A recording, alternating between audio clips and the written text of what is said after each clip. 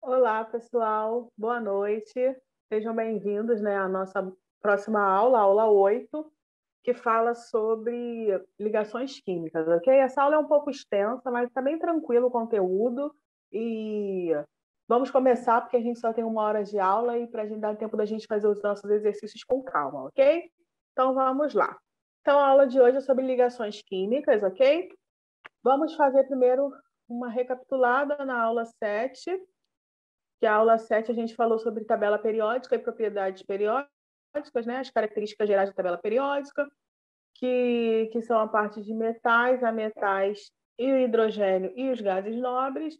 Além disso, nós falamos das propriedades periódicas, né? Vimos 4, que são as principais: raio atômico, eletronegatividade, afinidade eletrônica e energia de ionização.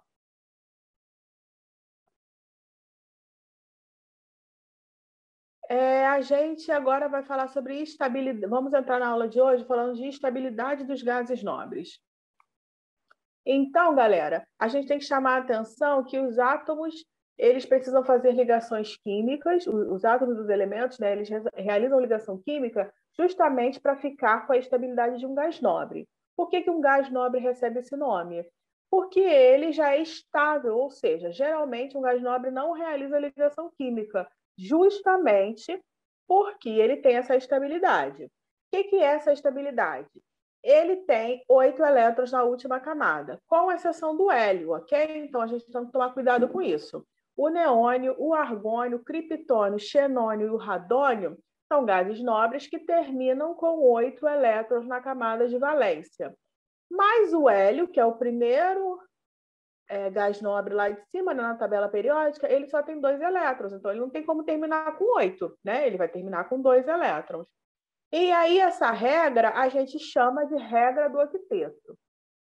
Generalizando, né? A maioria dos elementos químicos vão se estabilizar igual ao gás nobre mais próximo a ele, que contém 8 elétrons na última camada. Mas existem alguns elementos que estão ali próximos ao hélio, hidrogênio, o lítio, berílio, Be, né?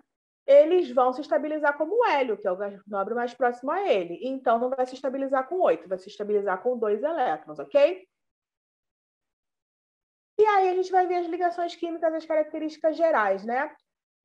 Outra vez eu vou falar sobre isso. Os metais tendem a perder elétron, cátion, enquanto os ametais tendem a ganhar elétron. São os que a gente chama de ânions.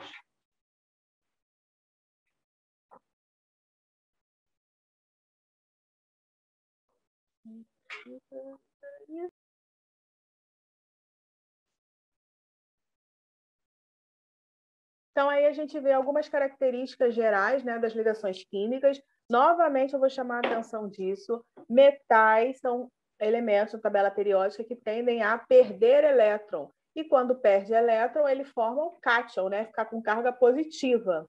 E os ametais tendem a ganhar elétron. Quem ganha elétron fica com carga negativa. Isso é muito importante para a gente entender ligação química, e daqui para frente a gente vai falar bastante a respeito disso, ok? E aí a gente tem 3 tipos de ligações, né? A ligação iônica, a ligação covalente e a ligação metálica. A gente vai falar sobre cada uma delas aí pontualmente, tá ok? Vamos lá. Ligação iônica. Já coloquei aí o desenhozinho para a gente entender. A ligação iônica, a definição dela fala que é uma atração eletrostática entre íons com cargas opostas. Então, eu tenho a carga positiva e a carga negativa, né? Então, na verdade, eu tenho o quê? A junção de um cátion com um ânion, tá bom? Aqui eu tenho um exemplo. O sódio, o elemento Na, é um metal da família dos alcalinos. Vai se ligar ao cloro, que é um ametal da família dos halogênios. E aí, o sódio ele tem 11 de número atômico, quer dizer que ele tem 11 prótons e 11 elétrons. O cloro tem 17 de número atômico, tem 17 prótons e 17 elétrons. E aí, aqui está a configuração, né? Na primeira camada do sódio, a camada K, ele tem 2 elétrons.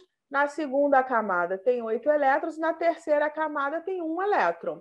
Quando eu olho para o cloro, que tem 17 de número atômico, na primeira camada K ele tem 2 elétrons, na L tem 8 e na M tem 7 elétrons. Se a gente for seguir a regra do octeto, né, diz que um átomo se estabiliza quando atinge 8 elétrons na sua camada de valência. O sódio só tem 1 elétron, então para ele chegar a 8, é mais fácil ele transferir esse elétron para o cloro, o que é uma realidade, porque ele é um metal e o metal tende a perder elétron, ok? Quando ele transfere esse elétron para o cloro, a última camada dele agora é a camada L, né? Porque a camada M está vazia. Agora ele só vai ficar com 2 camadas aqui no desenho, a camada K e a camada L. E agora a camada L, se a gente contar, tem 8 elétrons. Mas ele perdeu um elétron, então ele fica com carga positiva. Enquanto isso, o cloro, que lá tinha 7 elétrons, com esse elétron agora do sódio, né, que foi transferido, ele vai ficar com 8 elétrons. Como ele recebeu um elétron, ele fica com carga negativa. Então, aqui eu tenho uma junção entre um cátion e um ânion. Concordam? Dou origem ao NaCl, que é o cloreto de sódio, né? A gente vai falar de nomenclatura na aula de funções inorgânicas. É um sal, né? O sal de cozinha que a gente utiliza no nosso dia a dia. Aqui embaixo eu coloquei um linkzinho do vídeo. Esse link também está disponível lá no Google Classroom. Eu não consegui fazer o link abrir aqui, né? Que eu gostaria que vocês assistissem, mas eu não consegui fazer. Então, eu deixei o link aqui embaixo, que é explicando melhor esse desenho de cima, ok? E aí, vamos para a ligação covalente. A ligação covalente é uma ligação de compartilhamento. Deixa eu abrir aqui, que está um pouco lerdo esse... Ligação covalente é uma ligação de compartilhamento de um par de elétrons. Então, há o compartilhamento de 2 elétrons, né? Geralmente ocorre entre ametais, porque os ametais ambos eles têm a tendência de ganhar elétron. Então, se eles querem ganhar elétron, eles precisam compartilhar para se estabilizar. E aí, como eu coloquei aqui embaixo, geralmente cada átomo compartilha um elétron, né? Mas em alguns casos, o mesmo átomo compartilha 2, o par, com o outro que não contribuiu com nenhum. Isso a gente chama de ligação coordenada ou ligação dativa, ok? Então, aqui eu tenho o exemplo do cloro, né? O Cl2, que é o quê? A junção, a ligação química entre 2 átomos de cloro. O primeiro cloro, a gente viu lá no outro exemplo, ele é da família 17, ele é da família 17, 7A, halogênio, né? Então, ele tem 7 elétrons na última camada. Cada cloro tem 7 elétrons na última camada. Um cloro está representado pelo bolinha azul e o outro cloro pela bolinha vermelha, ok? Se cada um tem 7 para atingir 8, eles precisam compartilhar cada um elétron, né? Porque enquanto eles estiverem juntos, enquanto eles estiverem unidos aqui, esses elétrons estão fazendo com que eles se unam e com que eles se estabilizem, porque eles estão aqui com 8 elétrons. Vamos contar? Vamos contar isso aqui de azul primeiro. 1, 2, 3, 4, 5, 6, 7, 8. E esse de vermelho? 1, 2, 3, 4, 5, 6, 7, 8. Então, esse par que está aqui no centro, que está circulado, pertence aos 2 átomos de cloro. Eu posso representar essa ligação aqui por um traço, uma ligação simples, ok? E aí vai formar a molécula Cl2, que é um gás altamente tóxico, né? Outro exemplo aqui, eu tenho CO2, que é o gás carbônico. O gás carbônico é um gás, né, uma molécula formada por 3 átomos, de 2 elementos químicos diferentes. Então, eu tenho que ter um átomo no centro. Quem é o meu átomo central? Vai ser sempre aquele que precisa de mais ligações, né? E aí eu tenho, no caso, o carbono, ele é da família 14, família 4A, ele tem 4 elétrons na última camada. Enquanto o oxigênio, cada oxigênio, que é da família 16, 6A, tem 6 elétrons na última camada. Então, o oxigênio tem 6. Para chegar a 8, faltam 2. O carbono tem 4. Para chegar a 8, faltam 4. Então, o carbono precisa fazer mais ligação. Por isso, ele é o meu átomo central, tá bom? E aí, se a gente for contar, o carbono tem 4 elétrons e os 4 elétrons dele estão fazendo ligações químicas, né? Então, eu vou contar aqui a ligação do carbono. Ele tem 1, 2, 3, 4, 5, 6, 7, 8. Tá estável, tá ok. Esse oxigênio de cá. 1, 2, 3, 4, 5, 6, 7, 8. Ok. Agora esse oxigênio de cá. 1, 2, 3, 4, 5, 6, 7, 8. Está todo mundo com 8 elétrons. Então, está todo mundo estabilizado. Só que para eu estabilizar essa galera aqui, o que eu tive que fazer? O carbono fez 2 ligações com esse primeiro oxigênio e 2 ligações com esse segundo oxigênio, ao mesmo tempo, ok? Então, o que eu chamo aqui? Eu posso representar aqui embaixo por 2 tracinhos, tá vendo? E aí eu digo que eu tenho uma ligação dupla. Então, aqui é um tracinho, significa compartilhamento de um par de elétrons, ligação simples. 2 tracinhos, compartilhamento de 2 pares, ligação dupla. E existe também, gente, a ligação tripla, tá legal? Só que a ligação tripla é uma ligação onde vai ter 3 compartilhamentos entre os mesmos átomos, né? Ao mesmo tempo. Não existe ligação quádrupla, não existe ligação quíntupla. O máximo de ligação covalente que eu tenho é ligação simples, ligação dupla ou ligação tripla. Ok? E aí a ligação... desculpa, o link, né? Também para vocês visualizarem melhor essa ideia, tá ok? E aí a ligação metálica nada mais ocorre entre metais, claro, né? E as suas características não podem ser explicadas como a ligação covalente, como a ligação iônica. Eu não consigo desenhar uma metodologia da ligação metálica. Mas os metais eles têm algumas características que são importantes. Eles são bons condutores de eletricidade e também de calor, né? Condutores térmicos. E eles são muito importantes na metalurgia, na indústria, porque eles têm uma estrutura cristalina bem formada, que a gente forma as ligas metálicas, a união de 2 ou mais metais, onde é muito utilizado aí na indústria.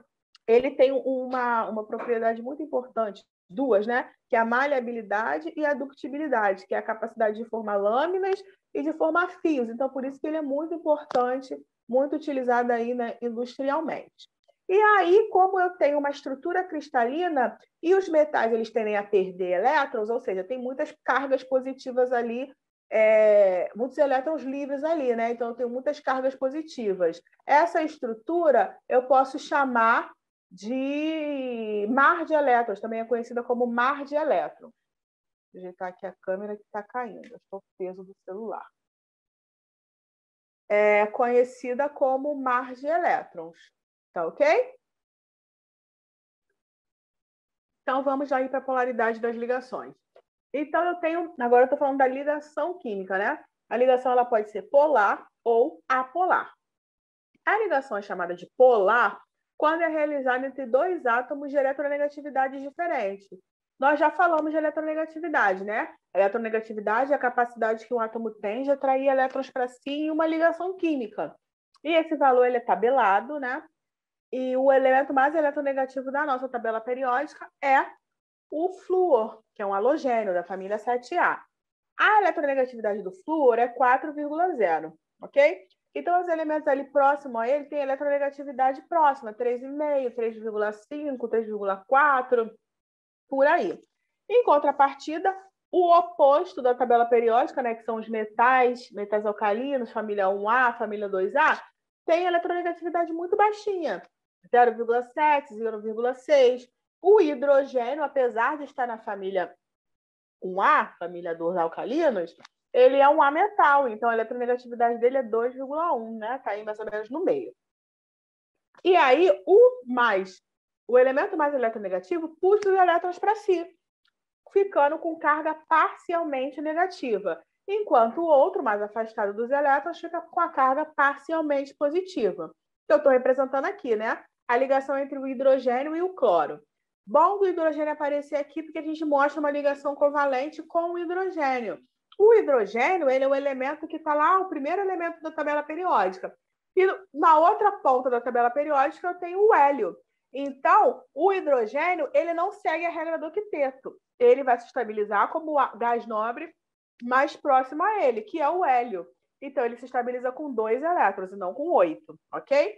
Então, a gente está vendo aqui que ele está fazendo uma ligação química covalente, onde ele está com 2 elétrons apenas. E o cloro está com 8, se a gente contar, né? 1, 2, 3, 4, 5, 6, 7, 8, tá? Novamente, posso representar assim ou posso representar com um tracinho, que é uma ligação simples, covalente simples. Se a gente for observar de fato essa ligação química, os elétrons não vão estar assim como estão mostrando no desenho, não, tá, pessoal? O cloro é mais eletronegativo do que o hidrogênio. Esse valor tem na tabela periódica. A eletronegatividade do cloro é 3,0, do hidrogênio 2,1. Então, os elétrons estão mais próximos do cloro do que do hidrogênio. Não está assim, cada um com o seu, não. Os elétrons estão mais agarradinhos ao cloro, mas ainda estão próximos ao hidrogênio, mas estão mais próximos ao cloro. Tá bom? Por isso, o cloro fica com a carga parcialmente, aqui o delta está representando carga parcialmente negativa. E aí, o hidrogênio fica com carga parcialmente positiva, tá bom? Mas agora, se eu tenho uma ligação entre átomos iguais do mesmo elemento químico, aí eu tenho uma ligação do tipo apolar, né? Aqui no caso do BR2, BR, bromo, fazendo ligação com outro átomo de bromo. Ambos da família 7A, são halogênios. Então, ambos têm 7 elétrons na última camada. Para se estabilizar, precisa atingir 8. Como que eu atinjo 8? Fazendo aqui uma ligação simples, que eu posso representar aqui por um tracinho, ok? Compartilhando um par de elétrons. Como eles são iguais, a diferença de eletronegatividade dele é nula, né? É zero. Então, se ela é zero, não forma polo. Eu chamo de ligação apolar. E aí, galera, aqui eu trouxe essa tabelinha, esse quadrinho, que justamente vai falar sobre essa questão da diferença, né?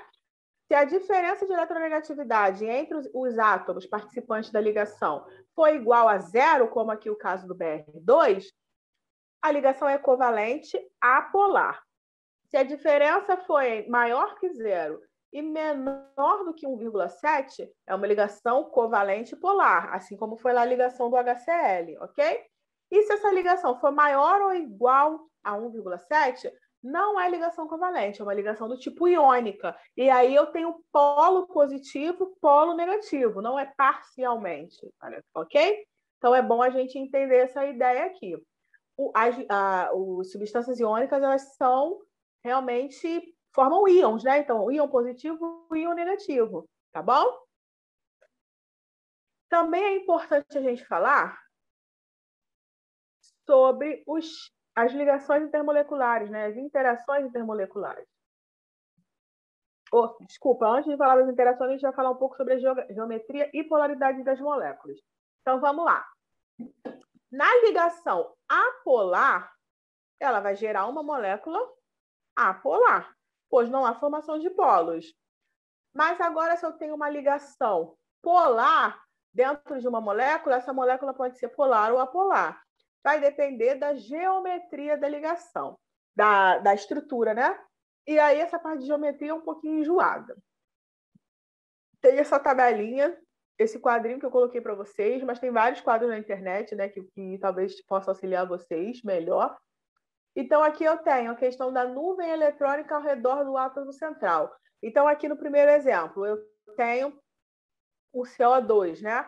O carbono, que foi o que a gente viu lá na ligação covalente, o carbono fazendo ligação com 2 oxigênios. Então, ele tem 2 nuvens, né? A nuvem desse primeiro oxigênio e a nuvem desse segundo oxigênio em volta dele. Nuvem eletrônica, que a gente chama, né? Aglomerados de elétrons ali em volta dele. Então, essa ligação vai ser uma ligação, vai produzir uma geometria, a molécula vai produzir uma geometria do tipo linear, porque eu não tenho elétrons, outros nuvens, outros elétrons livres aqui. Então, eu tenho apenas 2 nuvens eletrônicas, que as 2 nuvens eletrônicas estão fazendo ligação química. Aqui, agora quando eu tenho 3 ao redor, 3 nuvens eletrônicas, aqui no caso do BF3. O boro fazendo ligação com 3 átomos de flúor. O boro está gastando todos os elétrons dele fazendo ligação. Então, ele vai formar um ângulo aqui de aproximadamente 120 graus. Vai formar uma estrutura trigonal plana. Ok? Agora eu tenho o exemplo do SO2. O enxofre e o oxigênio são da mesma família, tá bom? Família 16, 6A. Então, ambos têm 6 elétrons na última camada. Para chegar a 8, precisam fazer 2 ligações. Só que o que acontece? O enxofre, que é o meu átomo central, ele está gastando, fez as 2 ligações dele aqui numa ligação dupla com esse oxigênio, está fazendo uma ligação do tipo coordenada. Se lembra que eu falei lá na ligação covalente? O que é ligação coordenada? Quando um dos elementos do átomo, né, contribui com os 2 elétrons da compartilhamento, tá? Porque aqui, nesse compartilhamento, é 1 elétron de cada um. Aqui não, os 2 elétrons são do enxofre. E o enxofre está compartilhando com o oxigênio. Então, por isso a gente pode representar também por uma seta, né? Está dizendo que os elétrons saíram do enxofre e estão sendo compartilhados com o oxigênio. E ele ainda tem aqui, ó, mais 2 elétrons livres que ele não usou em ligação nenhuma. Então, ele tem 3 nuvens ao redor dele. A nuvem desse primeiro oxigênio, a nuvem desse segundo oxigênio e a nuvem dos elétrons dele que ele não gastou com ligação. Então, essa nuvem dos elétrons dele vai fazer com que haja uma torção da estrutura da molécula, né? Então, vai diminuir um pouco o ângulo. Não vai ser o ângulo de 120, igual aqui no trigonal planar. Vai descer um pouco o ângulo. Aí eu digo que essa estrutura se chama angular. E aí, quando eu tenho 4 nuvens eletrônicas, no caso aqui do CH4, que vai formar um tetraedro. Por quê? Porque o carbono, a gente já falou dele também. Ele é da família 4A, ele tem 4 elétrons na última camada. Para atingir a 8, ele precisa fazer 4 ligações químicas, ok? Então, ele está se ligando a 4 hidrogênios aqui. Ele gastou os 4 elétrons dele fazendo ligação. Então, ele forma um tetraedro, o ângulo de aproximadamente 109 graus. Tá aqui as figurinhas, né? Já o nitrogênio no NH3, o nitrogênio é da família 5A. Então, ele tem 5 elétrons na última camada. Para chegar a 8, regra do octeto, ele precisa fazer 3 ligações químicas. Ele está aqui fazendo 3 ligações com 3 átomos de hidrogênio, ok? 3 ligações simples. Só que ele tem aqui, ó, 2 elétrons dele livre que não participaram de ligação nenhuma. Então, esses elétrons dele vai influenciar aqui também. A geometria não é uma geometria tetraédrica, justamente porque essa nuvem eletrônica dele mesmo vai fazer uma torção na estrutura da molécula, formando aqui uma geometria que a gente chama de piramidal. E aqui a mesma coisa, né? Lá de cima do SO2, aqui eu tenho H2, que é H2O, desculpa, que é a estrutura da água, que é justamente o oxigênio, que também é da família 6A, também tem 6 elétrons na última camada, assim como o enxofre aqui, né? No exemplo de cima. Ele tem 6 elétrons, para chegar a 8, faltam 2. Então, ele tem que fazer 2 ligações aqui, que ele fez com 2 ligações simples com 2 átomos de hidrogênio. Só que ele tem 4 elétrons livres aqui ainda para fazer ligação. 2 pares, né? A ligação não se faz em par. Então, ele tem 2 pares de elétrons não compartilhados aqui.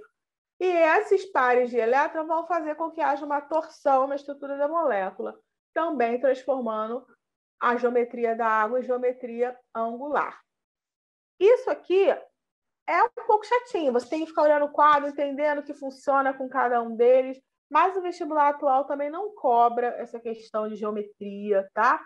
É só em questão de nível mesmo, para você desenhar uma estrutura de uma molécula. Se você for fazer a prova da UERJ específica de química e te pedir uma questão que você tem que desenhar a geometria, que você tem que representar uma estrutura molecular, você vai ter que desenhar na geometria correta. Se você desenhar na geometria errada, eles vão tirar uns pontinhos seus aí. Então, para quem for fazer específica UERJ de química, é bom dar uma olhada nessa parte de geometria, né? Mais aprofundada, tá bom? E aí vamos para ligações intermoleculares. E aí as ligações intermoleculares existem três, né? Dipolo induzido, dipolo permanente, que também é chamada de dipolo-dipolo, e a ligação de hidrogênio. As ligações intermoleculares, o próprio nome já diz, ligação entre moléculas, interação entre moléculas. Então, aqui eu estou comparando duas moléculas, ou duas, né? Modo de falar, porque a gente sabe que a molécula é algo tão pequeno que é difícil a gente ter duas moléculas. A gente vai ter quadrilhões, quinquilhões de moléculas no mesmo espaço. Mas aí, eu estou falando que ele está comparando entre moléculas agora, tá? Porque aquela que a gente falou de ligação iônica, ligação covalente, ligação metálica, são ligações intramoleculares, dentro da molécula. E agora eu estou falando de ligação entre várias moléculas, tá bom? Ou interação. Eu prefiro falar interação intermolecular. Eu acho que ligação acaba confundindo. A primeira delas é dipolo induzido, que também é conhecido como força de dispersão de London, né? Ela é uma atração que ocorre entre moléculas apolares. Por exemplo, H2, CO2, CH4, são moléculas apolares. E quando elas se aproximam uma das outras, elas vão empurrar uma molécula na outra e aí forma aquele polo momentâneo, induzido, né? O próprio nome já diz, a parte positiva de uma atrai a parte negativa da outra, mas é algo bem sutil, tá? E como eu disse, a molécula ela é apolar. Então é algo momentâneo, bem sutil, como está representando no desenho aqui. Eu tenho duas moléculas apolares, no momento que elas vão entrar em contato uma com a outra, o polo positivo de uma vai ativar o polo negativo da outra e forma ali aquele polo momentâneo e dipolo momentâneo, tá bom? E aí eu tenho aqui as dipolo permanente. A dipolo permanente ocorre entre moléculas polares, né? E aí sim, como no caso a molécula de HCl. Os dipolos atraem-se pelo polo oposto. O positivo atrai o negativo. Os opostos se atraem. Então aqui está representando o quê? Uma molécula de HCl, quando entra em contato com outra molécula de HCl, o hidrogênio é a parte positiva e o cloro é a parte negativa. Logo, como eu tenho polos aqui realmente formados, parcialmente formados, né?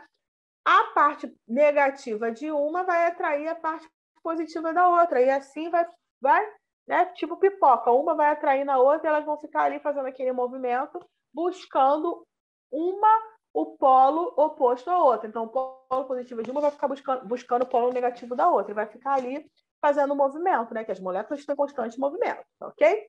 E eu também tenho a ligação de hidrogênio. A ligação de hidrogênio é um caso específico que ocorre apenas quando o hidrogênio está ligado a flúor, oxigênio ou nitrogênio, que são átomos pequenos e de alta eletronegatividade, né? Então, a interação é muito forte, a diferença de eletronegatividade é muito forte, é muito alta, ok? Então, formam polos também muito fortes, né? E aqui a estrutura da água é o que acontece. Por isso que a água é tão estudada, né? Tem um caso muito especial, muitos casos especiais na água, justamente por conta disso.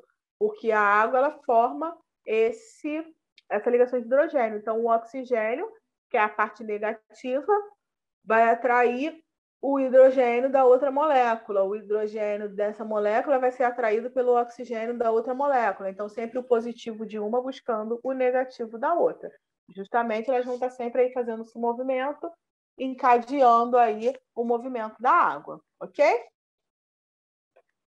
E aí, galera, isso é importante a gente estudar essa parte de interações intermoleculares, porque a gente fala de algumas propriedades físicas que estão aí no nosso dia a dia, como a questão da miscibilidade e a questão também do ponto de ebulição, né? Então, o que é miscibilidade? A capacidade de se misturar, ok? Já ouviram falar na frase semelhante dissolve semelhante? O que isso significa?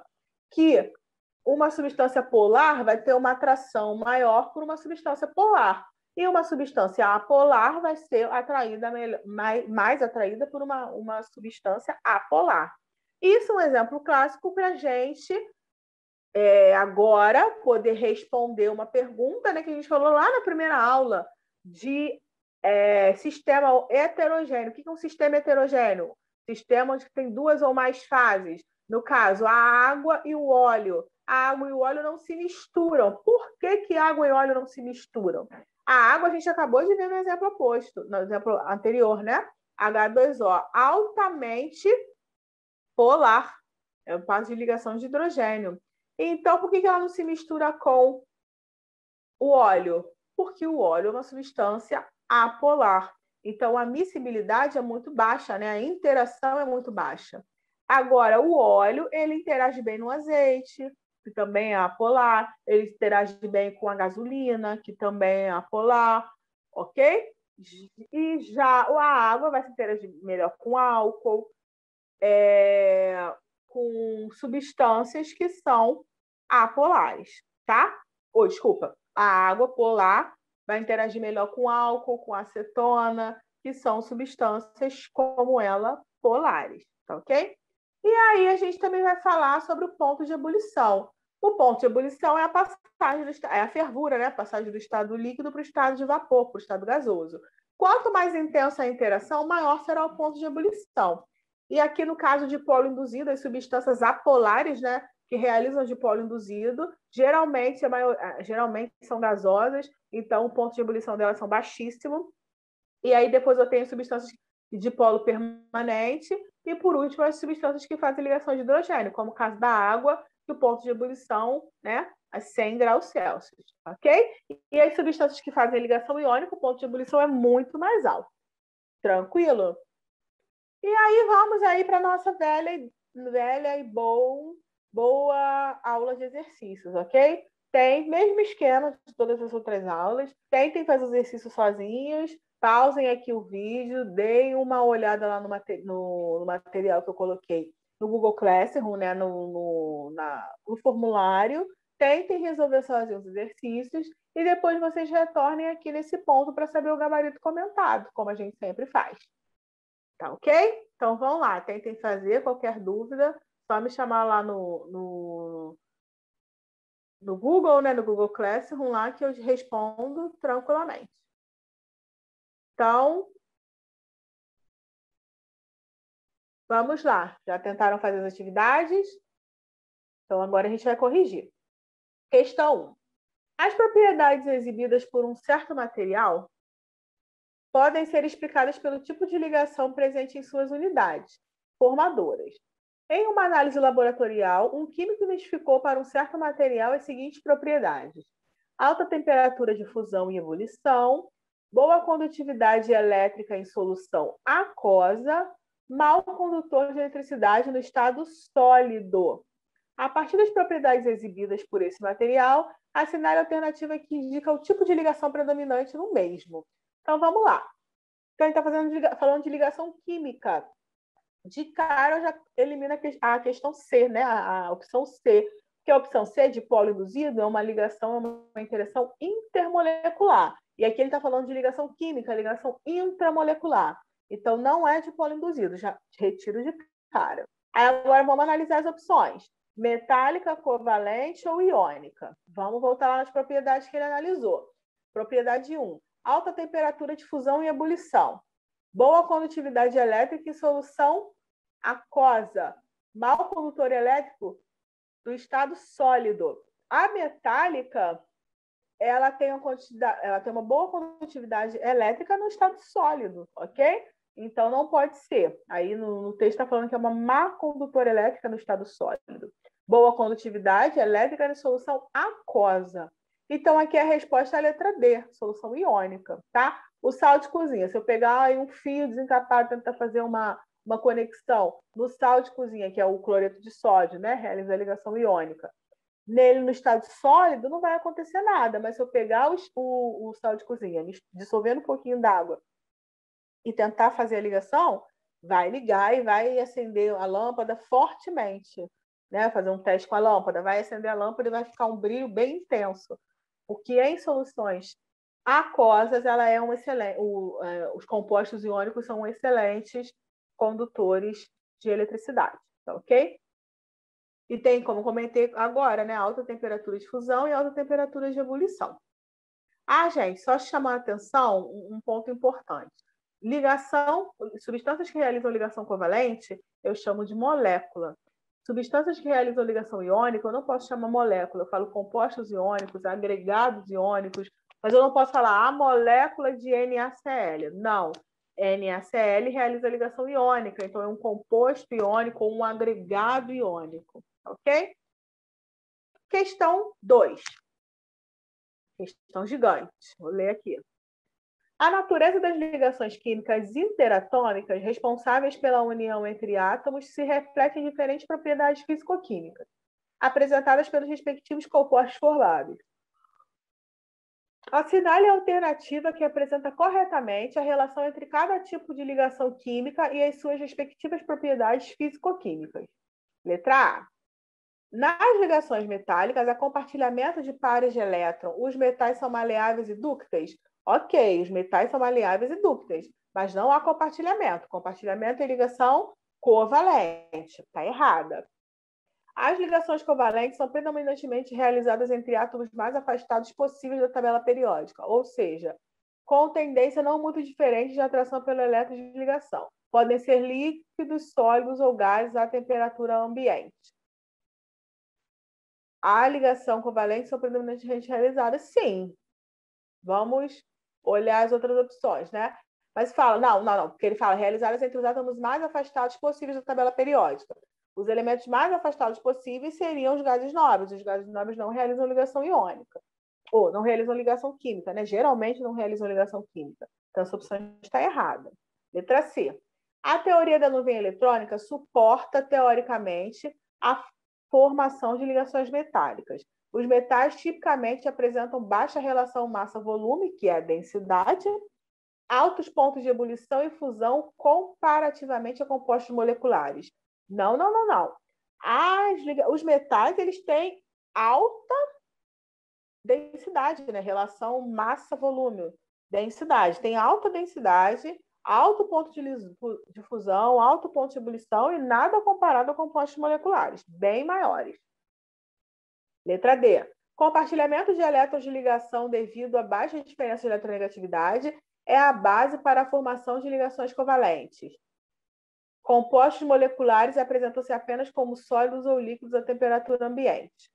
Então, na verdade, o compartilhamento de elétrons de ligação é devido à baixa diferença de eletronegatividade? Nem sempre. A gente viu a caso da água, né? O hidrogênio fazendo ligação com o oxigênio, a diferença de eletronegatividade é 1,4, né? Porque o hidrogênio é 2,1, a eletronegatividade dele é tabelada, e o oxigênio 3,5. Então, não é baixa, não.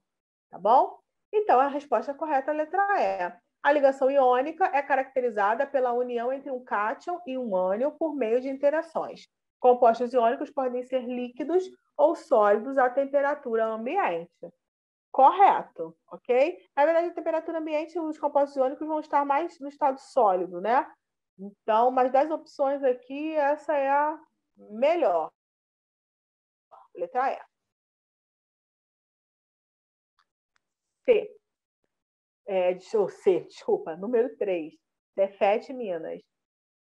Para a realização de uma determinada atividade experimental, um estudante necessitou de um material que possuísse propriedades típicas de substâncias dúcteis, maleáveis e insolúveis em água e boas condutoras térmicas. Um material com essas propriedades resulta da ligação entre átomos de... Então, vamos lá. Determinada atividade experimental, o estudante necessitou de um material que possui propriedades típicas de substâncias dúcteis, maleáveis, insolúveis em água e boas condutoras térmicas. Então, ele está falando de quem? Está falando dos metais, né? Foi o que a gente falou, que são fáceis de formar fias, fáceis de formar lâminas, insolúveis em água e boas condutoras térmicas. Então, ele está querendo a ligação entre metais. Qual aqui dessas opções que só tem o metal para ele fazer a minha ligação, a minha liga metálica, né? Letra A, eu tenho o cobre e o zinco. Na letra B, sódio é metal, mas o cloro é um ametal. Letra C, ferro, metal, oxigênio, ametal. Letra D, o ferro é um ametal, o flúor, F é flúor, é um ametal, e o xenônio um gás nobre. E letra E, carbono e silício, são ametais. Então, letra correta, opção correta, letra A. Essa questão é tranquilinha. 4. O NESPAR. Uma aula a respeito de ligações químicas, o professor mencionou casos especiais. Em um desses casos, eram ligações constituídas pelos elementos da família 16 da tabela periódica, família dos calcogênios, família 6A. Esse professor afirmou que o ângulo da ligação vai diminuindo de valor nas moléculas H2O, H2S, H2SE, H2TE. Nessa sequência, porque A, não há nenhuma relação entre elas? Com certeza há uma relação entre elas, né? Elas são da mesma família, né? O oxigênio, o enxofre, o selênio e o telúrio são da mesma família. O tamanho do átomo central, sendo maior, deixa o H mais distante, fazendo com que sua repulsão seja menor? Letra B. Letra C. A repulsão do H é menor do H+, é menor no caso do H2O? Letra D. São moléculas lineares? Letra E. Nenhuma das respostas acima, pois as ligações são iônicas. Não, são ligações covalentes, né? São ametais, ligações de compartilhamento. Vamos entender. Então, ele está dizendo aqui que o ângulo da ligação, a torção da ligação, vai diminuindo. Então, a maior delas é na água, H2O. Depois vai ser um pouco... A água é maior do que o H2S, que é maior do que no H2SE, que é maior do que no H2TE. Desculpa. Então, aqui, a que mais explica essa ideia é a letra B, né? Que ele fala o tamanho do átomo central, sendo maior, deixa o H mais distante. Então, é aqui o oxigênio, o átomo deles é menor do que o enxofre, que é menor do que o selênio, que é menor do que o telúrio. Então, é como se você estivesse espremendo, conforme você vai aumentando, você está espremendo o oxigênio. Então, você está espremendo o oxigênio, está deixando o oxigênio mais afastado de você, ok? Então, a resposta aqui é a letra B. A letra C, a repulsão do H+, é menor no caso do H2O?